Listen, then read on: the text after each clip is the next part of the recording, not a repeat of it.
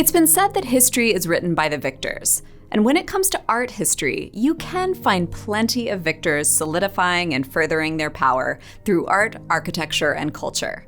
History writing is often in the hands of the powerful, or at least the literate, because it's not just about who's still alive to tell their story.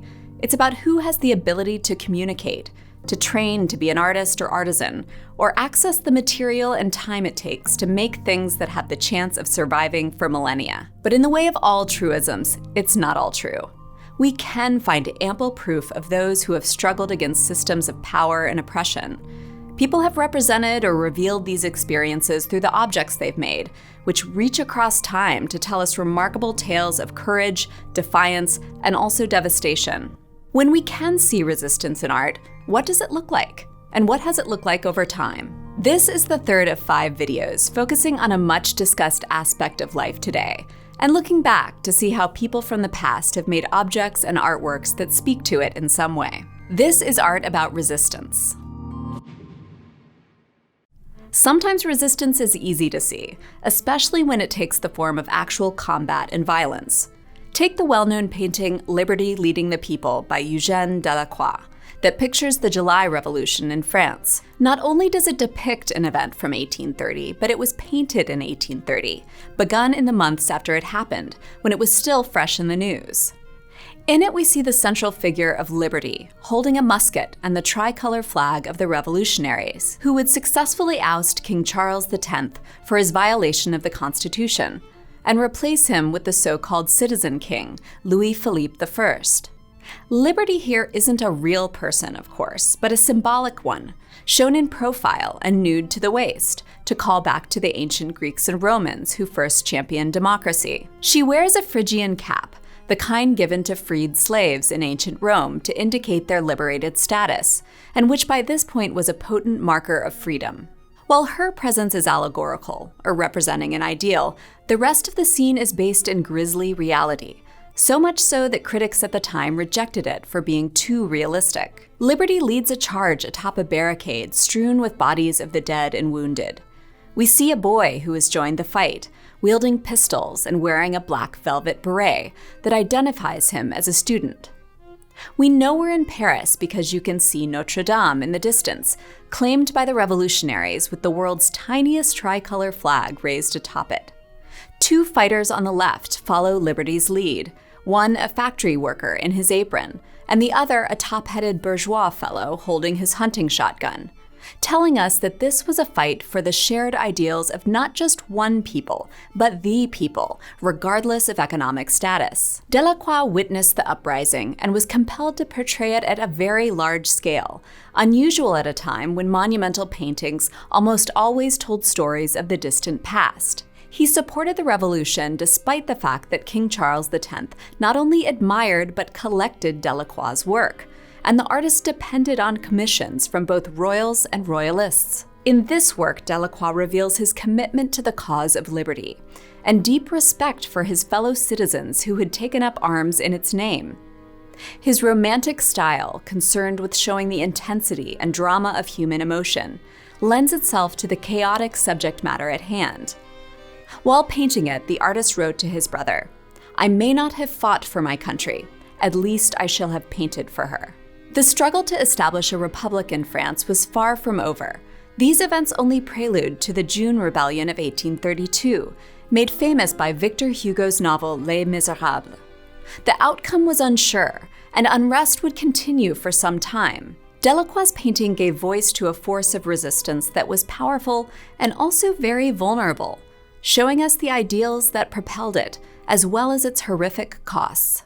Images of warfare and battle are gripping subject matter in art history, just as they are in other formats today. And while Delacroix chose just one moment to depict, others have found ways to document multiple moments of an unfolding event in a single 2-dimensional image. One such work is the 13th century Japanese hand scroll Night Attack on the Sanjô Palace, which illustrates in graphic detail a chapter of the Heiji Rebellion that took place a century earlier in 1159. The action unfolds from right to left across the scroll, a format called imaki, meant to be handheld and unrolled section by section. It begins with the calm of a single ox cart approaching palace walls, and quickly launches into a tumultuous and bloody skirmish, chronicling the abduction of retired Emperor Go Shirakawa and the bid for power by Fujiwara no Nobuyori. It's a tragedy that unfolds cinematically, vividly describing the horrors of warfare, the crush and confusion of those caught up in it, and the brutality of the attackers. This type of scroll is called a Gunki Monogatari, recounting tales of war and the feats and exploits of warriors. And it's considered a prime example of otokoe, or men's paintings, this one created during the Kamakura period, that marked the end of control by royal court and the beginning of a feudal Japan ruled by samurai. Night Attack on the Sanjô Palace can certainly be seen to glorify violent acts, but its viewers would also know that these victors weren't victors for long, later suffering defeat and death at the hands of their rival Kiyomori. We see an alternate way of recording armed conflict with Henry Oscar Wunbull's painting Custer's War, created around the year 1900. It depicts the Battle of Greasy Grass that took place over 2 days in June of 1876 along the Little Bighorn River in what is today the Crow Reservation in Montana. It's history that's been told frequently from a US-centric perspective, often referred to as Custer's Last Stand. But Wunbull's painting describes the events from the perspective of the Lakota, who, with their Cheyenne and Arapaho allies, won a decisive victory over US Army troops. The artist fought in the battle and shows himself carrying the shield of his uncle and adoptive father, Chief Sitting Bull. This ledger-style artwork offers a version of events that would have been reviewed and approved by Lakota Council, providing a comprehensive view of what happened, including the initial killing of an Indian boy named Deeds by US soldiers, and 5 circles of teepees representing the encampments of the Lakota and their allies. We can see the nearby encampment of women, children, and the elderly and the injured, whom General Custer was trying to reach. The Lakota, whom Wunbull renders carefully with identifying details, are moving forward, while US troops are riding backward in retreat. We can also see many fallen US soldiers, and the final moments where Custer was surrounded and killed. In the battle's aftermath, Custer was often cast in heroic terms in histories and in popular culture, fulfilling the US's claim of manifest destiny, or the popular belief that God intended the US to occupy North America from the Atlantic to the Pacific. And Custer was undoubtedly the aggressor. The US government had signed a treaty in 1868, recognizing South Dakota's Black Hills as part of the Great Sioux Reservation. But the US broke the treaty after gold was discovered there in 1874. Custer was tasked with reclaiming the land and relocating all Native Americans in the area to reservations, including the 1,000-strong encampment that had joined forces in resistance along the banks of the Little Bighorn. After news of the US defeat reached the East Coast, where centennial celebrations of American independence were taking place, efforts to drive Native Americans from this land were redoubled and were eventually successful. By the time Wunbull created this ledger, it served as a powerful record of a victory in a war that had subsequently been lost. Remembering it was an act of continued resistance. Bearing witness has been a critical function of art, and we can see this come into play with works like Spanish artist Francisco Goya's powerful aquatint series, The Disasters of War. He created these 82 images between 1810 and 1820, but they weren't printed until 35 years after his death, when it was safe for his political views to become public. Goya had been the official court painter for the Spanish King Charles IV, until Napoleon and his French army invaded Spain in 1807, removed Charles from power, and installed Napoleon's brother Joseph Bonaparte as ruler. Goya was sent to record the brave acts of the Spanish in resisting the French, but what he chronicled instead was widespread suffering and brutality from all sides of the struggle. The first group of etchings in Goya's print series depicts the violent conflict between French troops and Spanish civilians, mass executions of the Spanish, and the sense of hopelessness that accompanied it. The second group illustrates the catastrophic effects of the famine that hit Spain in 1811 and 1812, leading up to the ousting of the French in 1814. The third set of prints illustrates the crushing demoralization of Spanish rebels when the monarchy was reinstated, ruled by another tyrant, unwilling to make political reforms. Altogether, these graphic and unforgettable images make up an indictment of not just the specific occupation of one country by another, but a powerful protest of the horrific brutalities of war writ large. While Goya couldn't share these prints during his lifetime, they have served as a continual reminder sense of the senselessness and inhumanity of war, the importance of recording it, and our complicity in watching it unfold. Histories, however, are forever open to being reconsidered and reimagined. Let's look at a work by Kara Walker from 2001 titled Darkytown Rebellion, an installation that spans roughly 37 feet of the corner of a gallery. Cut paper silhouettes are affixed to the wall, and a projector casts a colorful, abstracted setting around them. We've been given chaotic glimpses into a fictional slave rebellion, some of whose characters were adapted from an anonymous painting titled Darkytown that the artist came across in a book called American Primitive Painting. The figures are a fantastical amalgam of tropes and stereotypes drawn from 19th century depictions of African Americans in the rural American South.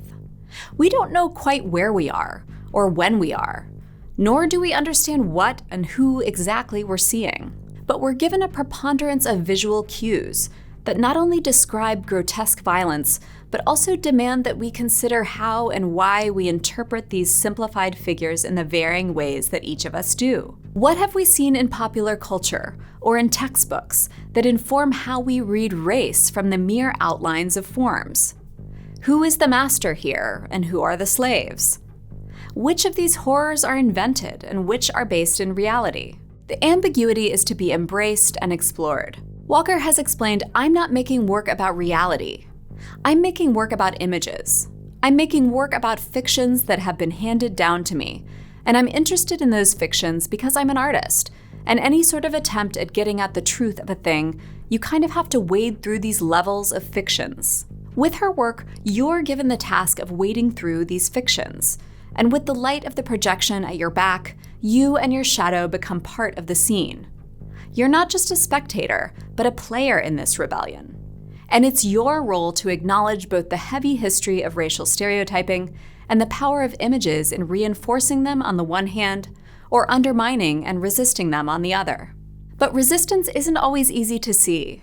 Sometimes all we have left of vibrant empires are the layers of ruins that speak of successions of power, like those at Ingapirca in Ecuador, where we can see how the Incas conquered the resisting Cañaris in the 15th and 16th centuries, building over their structures to demonstrate dominance. Sometimes resistance is architectural, the way religious minorities have constructed clandestine churches, as 17th century Catholics did by building one on the top 3 floors of a canal house in Protestant Amsterdam, or the unlikely survival of places of worship, like the still-standing 13th century Old New Synagogue in Prague, Europe's oldest active synagogue and one of few spared by Nazis. And resistance doesn't always look like resistance. Take, for instance, drawings by Jewish children who passed through the Terezin ghetto during the Second World War, nearly all of whom would go on to be killed in the gas chambers of Auschwitz, along with their teacher, Bauhaus-trained artist Friedel Dicker Brandeis. Sometimes resistance is quiet, and sometimes it's very, very loud. Sometimes it's literal, and sometimes it's oblique and abstract. And sometimes it's as much about what you can't see, what is absent, or a history that is hiding in plain sight. Whatever your affiliation or nationality or cause, what does resistance look like to you?